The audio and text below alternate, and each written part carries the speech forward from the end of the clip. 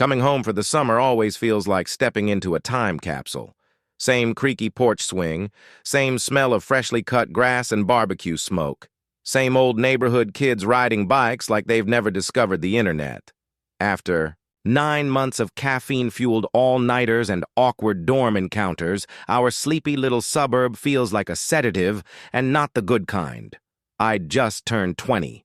Sophomore year at college had left me sun-starved, soul-weary, and wondering if changing my major 3 times in 2 semesters was some kind of record. I needed this summer.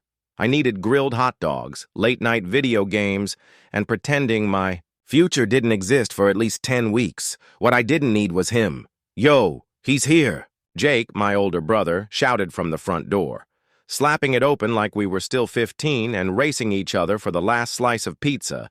Then came the sound of duffel bags hitting the floor. And then came Luca Rivera, 6 feet, of sun-kissed muscle and smile. My brother's best friend since 7th grade. The living embodiment of every teen fantasy I'd ever had, though I'd never admit it out loud. Not even under threat of death or a truth or dare gone horribly wrong. He strolled into the living room like some kind of Greek god slumming it in suburban purgatory. Tank top, backwards cap, and then the shorts, tight, athletic, gray. They didn't leave much to the imagination. I know this because my imagination was currently filing a lawsuit for overuse. "Hey, long time no see, dude," Luca said, grinning as he came over and clapped me on the shoulder. The contact felt like being blessed by some minor deity of thirst. I nodded like a broken bobblehead. "Hey, man." "Yeah." "Been a while," I managed to croak out, already mentally deleting my browser history just in case I died right then, and someone found my laptop. He smelled like fresh laundry and coconut sunscreen. And I followed him with my eyes. For purely scientific reasons, obviously, as he turned to grab a soda from the fridge. The shorts rode up.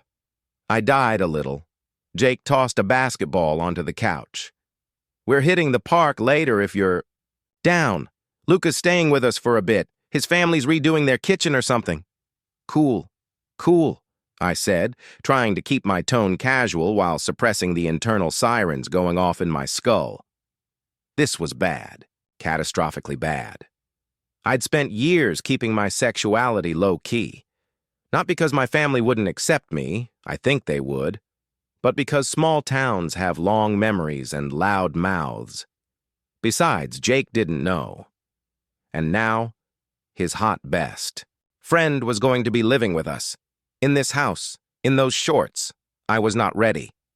Later, alone in my room, I flopped on my bed and stared at the ceiling. My brain played back Luca leaning over to pick up his bag in slow motion, like some kind of forbidden highlight reel. I let out a long, tortured groan. This summer was going to be the death of me, or the beginning of something I hadn't dared to want until now. Luca wasn't always the devastatingly hot guy in tight shorts. Once upon a time, he was just the loud, slightly reckless kid who rode his bike like it was a race car and could eat an entire box of Pop-Tarts in one sitting. Back then, he was just Jake's friend, which for years made him automatically off-limits, and, honestly, not even on my radar. But memories are a funny thing. You start to rewatch them in your head with adult eyes, and suddenly what seemed ordinary takes on a whole new shade of meaning. I remember being 12 and watching from the stairs as Jake and Luca played video games in the basement. I wasn't allowed to join. "Too young," Jake always said, but I didn't care. I'd just sit on the top step with a juice box and listen to them trash talk each other like they were ESPN commentators. Luca used to laugh this deep, unfiltered laugh that made you want to laugh too, even if you didn't get the joke. He always wore graphic tees 2 sizes too big and sneakers with neon laces. Nothing about him screamed crush material back then, but I remember thinking he was magnetic. Like the room always shifted a little when he walked in. Then puberty hit, hard, and suddenly everything started making too much sense. I was 14 when it hit me. I'd been helping my mom fold laundry, half watching TV, when Luca came over straight from soccer practice. He was sweaty, flushed, and smiling like he'd just scored the winning goal, which he probably had. He tossed me a "Hey, bud," and ruffled my hair before heading downstairs with Jake. My hand just stayed in my hair after he left, like I was trying to trap the moment there. That night, I spent way too long scrolling through old Facebook photos of him and Jake. Beach trips, school dances, Halloween costumes. My search history around that time could best be summarized as, how do you know if you're gay? And why is my brother's best friend suddenly hot? It wasn't sudden. It had just snuck up on me, slow and silent, like a leak in the ceiling you only notice once the drywall caves in. By the time I was 16, I had a full-blown, code-red, hormone-fueled crush on Luca Rivera. I learned his favorite snacks, favorite songs, even the weird way he cracked his knuckles one by one while thinking. I memorized his smile, his laugh, his occasional shirtless appearances on hot days when Jake convinced him to mow the lawn for extra cash. I was a walking, talking Luca encyclopedia, and an absolute mess. Every time he was over, I was hyper-aware of my posture, my clothes, whether I'd brushed my teeth that morning, even if we weren't speaking. I'd die inside if he noticed me and die worse if he didn't. It was a special kind of hell, equal parts admiration, lust, and soul-deep guilt. Because no matter how badly I wanted him, he wasn't mine to want. He was Jake's best friend, practically a second son in our house. And I was just the kid brother, quiet, artsy, and permanently on the outskirts. Still, he was always kind to me, never dismissive. I think that just made it worse. One afternoon, maybe a week into his stay with us, we were all in the kitchen, raiding the fridge like scavengers. Jake was yelling something from the living room about how there were no more chips, and Luca leaned over next to me, peering into the fridge. "You always make the best sandwiches," he said casually, grabbing a soda. "Like freakishly good. You could open a deli or something." I blinked at him. "Oh, thanks," I said, my voice doing that embarrassing high-pitched thing that made me sound like I'd just inhaled helium. I smiled, too big and too fast, and immediately looked away like the fridge contents were fascinating. Wow, look at that. Leftover lasagna and emotional chaos. He walked off without a second thought, cracking open his drink. Meanwhile, I just stood there, heart doing gymnastics, face redder than a sunburnt tomato. God help me, I was so screwed. Our house isn't big. It's a mid-sized, two-story place with creaky floorboards, one full bathroom upstairs, and a powder room downstairs that hasn't locked properly since 2012. When my parents built it, they probably didn't anticipate it hosting two college-aged sons, one extra-large best friend, and a rotating cast of sleep-deprived cousins and barbecue guests all summer. Luca ended up with the guest room, which is generous, considering guest room in our house is just a glorified storage closet with a twin bed and no ceiling fan. His room is right across the hall from mine, maybe 5 steps away. Not a huge deal, until you realize how intimate 5 steps can feel when the guy you've secretly fantasized about for years is brushing his teeth shirtless within arm's reach. There's something about sharing a hallway that makes boundaries feel blurred. It started small. I'd open the bathroom door in the morning to find Luca just finishing his shower, towel slung low, steam curling around his broad shoulders like a seductive fog machine. He'd flash me a lazy smile and say, "Morning." Dude, like he wasn't a walking thirst trap. Like he didn't just casually use my exact towel rack because I couldn't tell which one was mine. "Reader," I told him, repeatedly. Then came the laundry overlaps. Luca folding his t-shirts in the hallway, asking me if this one was mine, holding it up like a game of gay chicken I never agreed to play. I'd mumble a, "Yeah," and snatch it, trying not to stare at the line of his waist where his shorts dipped dangerously low. The worst, scratch that, The best moment came one Friday night when Jake had gone out with some friends, and Luca decided to crash on the couch instead of that sweltering closet of a room. I came down for a glass of water and found him lying on the sofa, sprawled out in a loose tank top and those same damned gray athletic shorts that had haunted my dreams since June. He was half asleep, scrolling on his phone, one arm behind his head. The tank had ridden up slightly, revealing a stripe of golden skin and abs carved by what I can only assume was a contract with the devil. "Can't sleep?" he asked without looking up. I panicked, almost dropped my glass. "Yeah, it's hot upstairs." He nodded, eyes still on his screen. "Tell me about it. Your house needs central air. I'm sweating like crazy." Then, and I swear this happened, he adjusted his shorts, just slightly, and I caught a glimpse. Not even anything scandalous, just skin, a shadow, the promise of something. But it was enough. Too much. I made some awkward noise, turned like I'd remembered a forgotten fire upstairs and retreated to my room, slammed the door, locked it, collapsed onto my bed like I'd just run a marathon. I stared at the ceiling, pulse pounding like a drum line. My throat was dry, my palms sweaty, and I hated how every nerve in my body felt electric and wrong and so alive. What was I even doing? Staring at my brother's best friend like I was some creepy voyeur in a low-budget teen drama? Was I seriously going to have a mental breakdown because of Luca's shorts again? Yes. Apparently, yes, I was. That night I had dreams, not innocent ones. The kind that woke me up tangled in sheets, breath shallow, face burning. In the dream, we were in the living room, and he looked at me. Not through me. Not like Jake's kid brother, but really looked, and then he kissed me. No hesitation, no questions. Just lips on lips, hands on skin, heat and weight, and the kind of fantasy that leaves you gutted when morning comes.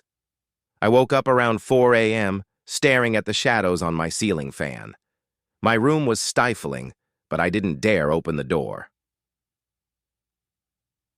Desire and shame wrestled in my chest like caged animals. I felt sick with longing and terrified, because no matter how vivid my dreams, I was still the little brother in the hallway, and he was still Luca. Just Luca. With his crooked smile and his stupidly good hair and his habit of existing exactly the way I wished he wouldn't. This summer was testing every shred of willpower I had, and so far, I was losing.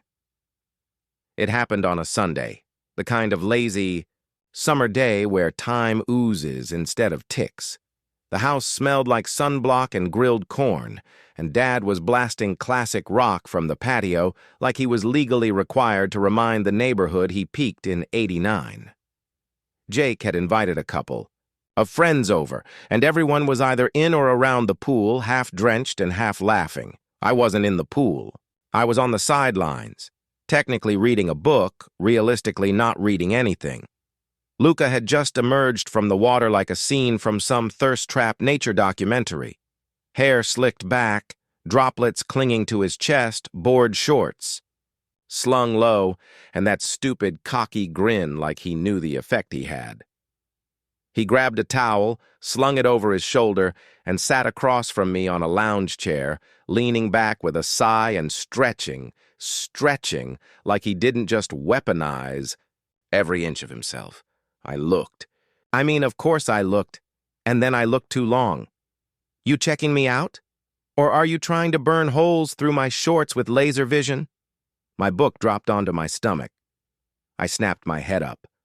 Luca was smirking at me, sunglasses perched. On his nose, water still dripping down his chest like he was posing for the cover of some YA beach novel I was definitely going to pretend I hadn't read.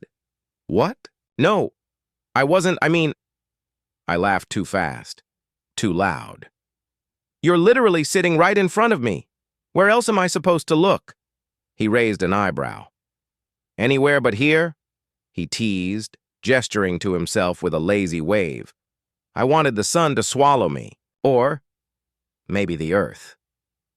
Or maybe for time to reverse and let me not ogle my brother's best friend like a pervy Shakespearean side character.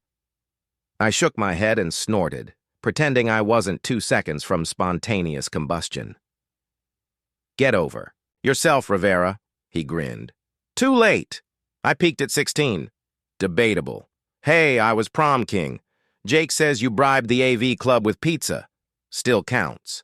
He let the moment go as easily as he let water slide off his skin, leaning back and closing his eyes like nothing had happened.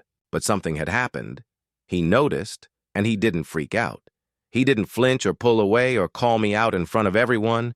He just teased me, lightly, casually, with a smirk instead of a wince. But now the air felt charged, like static after lightning, like something waiting to be touched. I spent the rest of the afternoon overthinking it into oblivion. Did he really mean it like that? Or was he just messing with me? He'd always been playful. Teasing was his love language. But this felt different. He'd caught me staring, and he'd smiled. My brain ran laps around itself. He knows. He doesn't care. He cares, but not in a bad way. He's just being nice. He's straight. But is he? No, you're making this up. He definitely knows. God, he probably thinks you're a creep.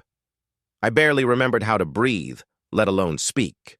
Every time I glanced over at him, he looked relaxed, unbothered, still stretched out in the sun like he was trying to tempt the universe itself. Eventually, he caught me looking again. Just a glance this time, and I looked away so fast I nearly pulled a neck muscle. He chuckled under his breath and muttered, "You're a terrible liar." And that was it. No more teasing, no more comments. But he didn't act normal after that either. That night he lingered a little longer in the kitchen, sat closer during movie night, brushed past me in the hallway and let his hand almost touch mine. Nothing huge, nothing you could point to, but it was there. Something had shifted, and I wasn't sure if I was supposed to lean into it or run. The night it happened, the air smelled like grass and distant bonfires. The kind of heavy, warm evening that sticks to your skin, where the crickets are loud enough to make you think, yeah, this is definitely a small town. It was past midnight, and the house was quiet, except for the hum of the fridge and the occasional creak of settling wood. I was sitting on the porch swing, nursing a glass of lemonade and scrolling mindlessly through my phone, hoping distraction would help me sleep. The screen door creaked behind me. Luca stepped out barefoot, wearing a hoodie over his usual shorts. His hair was messy, like he'd been half asleep, or maybe just thinking. He didn't say anything right away, just slid down onto the other end of the swing and let it sway gently beneath us.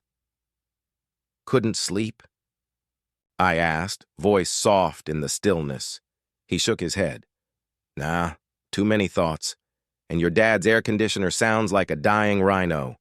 I smiled at that, but my chest was already tight. He'd never come looking for me before. Not like this. Not with that look in his eyes, far away and serious, but warm around the edges. We sat in silence for a bit, listening to the bugs and the occasional whoosh of a passing car in the distance. I tried not to fidget. He broke the silence first. "You know, I used to sneak out when I was a kid, just walk around the block. No real reason. I'd tell my mom I was going to Jake's, and then I'd just walk. It was the only time I felt like I could breathe." I looked at him, surprised. "Why?" He shrugged. "I guess I never really felt like I fit. I mean, people liked me. I was the cool guy or whatever. But it was always about what they expected from me. Soccer, girls, being loud and funny. You live in the mask long enough, you start thinking it's your real face." That hit harder than I expected. I'd always seen him as effortless, like nothing touched him. To hear him say that, like he didn't belong in his own life, made something ache deep in my chest. "I get that," I said quietly. "It's like you're always performing, even when nobody's watching. Like you have to keep proving you're someone worth liking." Luca nodded slowly, eyes still on the porch steps. Yeah, exactly. We sat in that soft, vulnerable quiet for a long beat. The air between us shifted again, different than the poolside teasing, heavier than the shared hallway glances. This was something else. He exhaled and leaned forward, resting his elbows on his knees.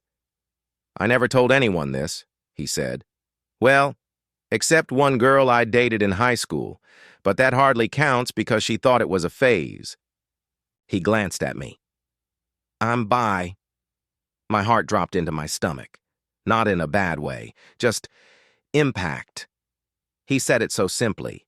No drama, no build-up.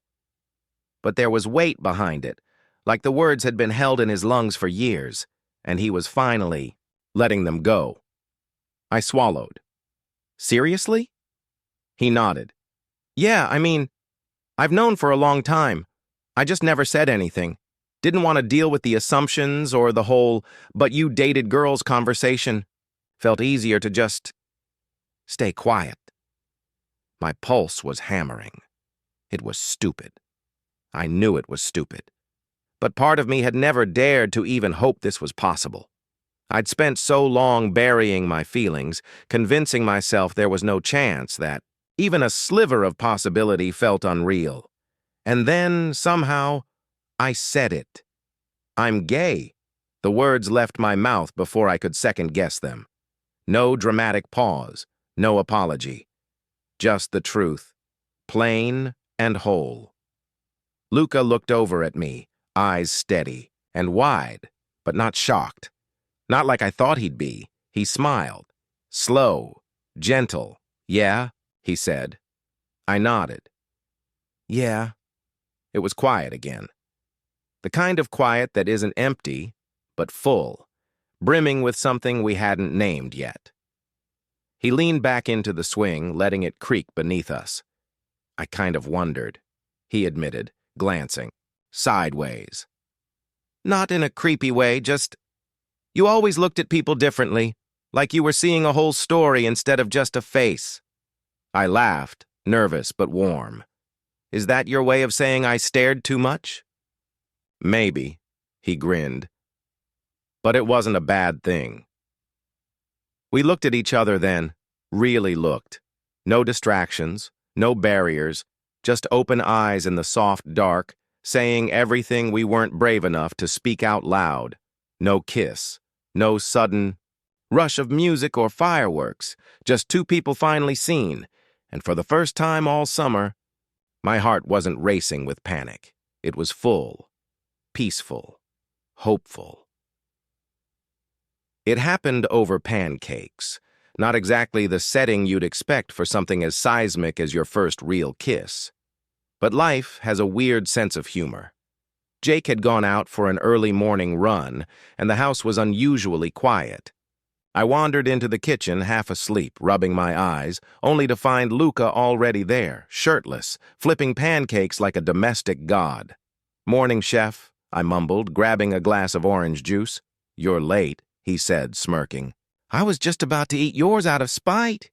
"You're the spiteful kind of breakfast date, huh?" "Absolutely. You should know what you're getting into." I laughed, and something warm twisted low in my chest. It had been 3 days since our late-night talk on the porch. 3 days of charged silences, brushes of skin that lingered a little longer than necessary, and smiles that held too many secrets. We hadn't talked about that moment again, but it sat between us, quiet and alive, like a spark waiting for oxygen. I offered to help, mostly so I'd have something to do with my hands. Luca handed me the bowl of batter and instructed me to pour it slowly onto the griddle. I may have overestimated my pouring skills. The batter splashed like a pancake crime scene. "Whoa, okay," Luca said, laughing. "Are you trying to summon the pancake gods or just flood the stove?" "Apparently both," I muttered, blushing. "Furiously! Here!" He stepped behind me, guiding my wrist with one hand. Slow and steady. Like this. His body was close. Too close. I could feel the warmth of him against my back, his hand light on mine, his breath soft against my neck. My heart was a full-blown drum line. I turned slightly, intending to say something, sarcastic or self-deprecating, but when I looked up, he was already looking at me, really looking. His eyes flicked down to my lips, then back up. The air shifted, thickened. My breath caught. And then he kissed me, soft, slow, like he'd been thinking about it for a long, long time. His lips were warm and sure, tasting faintly of maple syrup and breathless laughter. He kissed me like a question and an answer all at once.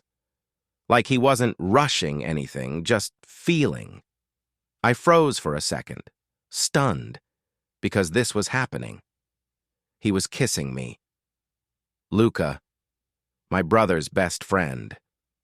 The boy I'd wanted in quiet, impossible ways for years, and now it was real. I kissed him back, hesitant but full of feeling, my hands still half covered in pancake batter. It wasn't perfect. It was clumsy and a little off balance. But it was ours. When we finally pulled apart, he kept his forehead resting gently against mine. We were both breathing hard, grinning like fools. "Well," he murmured, "that escalated deliciously." I laughed, a startled, stunned sound that tumbled out of me before I could stop it. "I just kissed you with flour on my shirt," I said. He shrugged. It worked for me. And in that moment, standing in our messy kitchen, sunlight streaming through the window, pancakes burning slightly on the griddle, I felt something settle inside me. Not just lust, not just adrenaline, but longing, the kind that had curled inside me for years, finally given a place to land, and it tasted sweeter than anything on the plate. We didn't talk about it. Not really. After the kiss, everything felt brighter, sharper, like I was walking through summer in high definition. But it also felt fragile, like one wrong word could send it all crashing down. So we kept it quiet. Jake was still clueless, too wrapped up in his own world of gym routines and fantasy football drafts to notice that his best friend and his little brother had started exchanging lingering glances across the dinner table. Or maybe he did notice. Maybe there was a flicker of something in the way he looked at us sometimes, like he was doing the math but didn't want to show his work. Luca and I stole moments when we could, a hand brushing mine when no one was looking, a shared smirk over a private joke. One night, I woke up to find him sitting at the foot of my bed in the dark, just needing to be close. We didn't need to speak. We just sat there breathing the same air, but the clock was always ticking. Luca's internship in Chicago started in less than a week. It was some big tech firm gig he'd been excited about for months, before this happened, before we happened, and I hated how much I resented it now. He told me about it one night while we were lying in the grass behind the garage, stargazing like we were still kids sneaking out past curfew. "It's only a few months," he said quietly, arms folded behind. His head. "It'll go fast." I nodded, staring up at the sky, but inside, something cracked, because I didn't want this to go fast. I didn't want it to go at all. I wanted more stolen mornings, more ridiculous pancake kisses, more late-night confessions on the porch. I wanted the version of summer where we didn't have to hide. But neither of us said it. Because how could we? He was Jake's best friend. I was still figuring out what this even meant. And we were both too scared to ask what came next. The night before he left, we didn't sleep. We sat on the porch again, like we had that first night, our knees touching under the swing, the silence heavier than ever. "I don't want this to just fade," I whispered, voice breaking on the last word. Luca turned to me, his expression soft but unreadable. "It won't. Not for me." I blinked hard, forcing back the heat behind my eyes. "Then what do we do?" He reached out, brushing, his fingers along mine. We live our lives, and when we're ready, we find each other again. It wasn't a promise. Not exactly, but it felt like one. The next morning, he hugged Jake goodbye like always, rough, loud, full of inside jokes. And then he turned to me, and everything inside me screamed, "Don't go." But I just smiled. He pulled me into a hug that lasted half a second too long, and then he was gone. The house felt quieter without him. The sun a little dimmer, like summer had taken something with it when it left. But I held on to that last look, the way his eyes met mine, full of something unspoken but real. It hadn't been just a fling. It had been something, and maybe, someday, it still could be. By November, the trees back on campus had gone skeletal, bare branches clawing at gray skies like they missed the sun as much as I did. Classes were a blur of deadlines and late-night study sessions.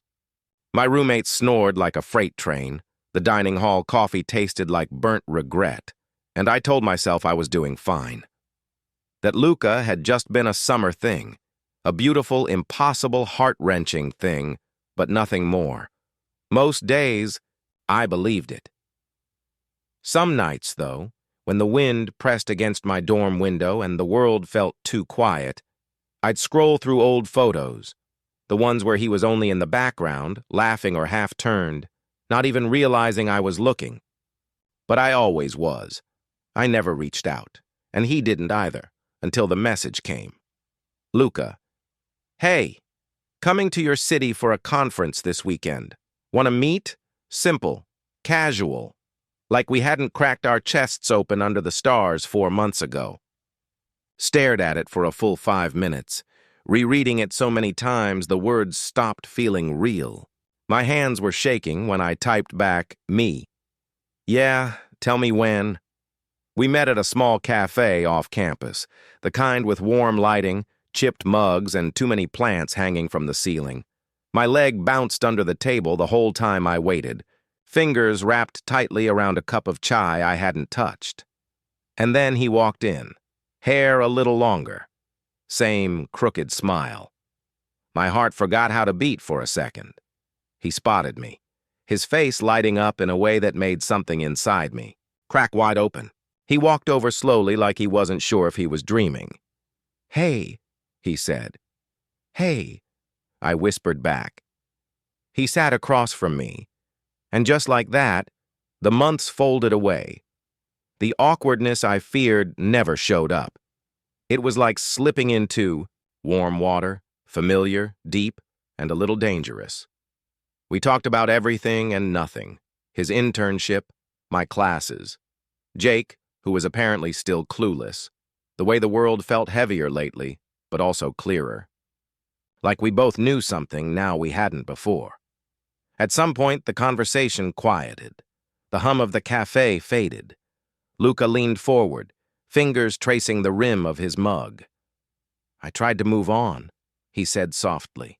Told myself it was just summer, that it would fade. But it didn't. I swallowed. My throat felt tight. "I think about you every day," he continued, eyes searching mine. "And not just the kisses or how you looked in the morning light or whatever. I mean you, the way you listen, the way you see people, the way you saw me when I didn't even know how to see myself." I couldn't speak, could barely breathe. So I stood up and stepped around the table. He stood too. And then we kissed. No secrets, no stolen moments.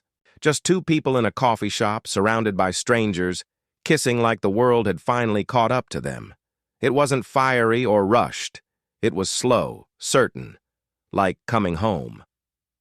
When we pulled apart, he rested his forehead against mine and smiled. "I don't want this to be a maybe," he whispered. "I want to see where it goes. For real this time." And I nodded.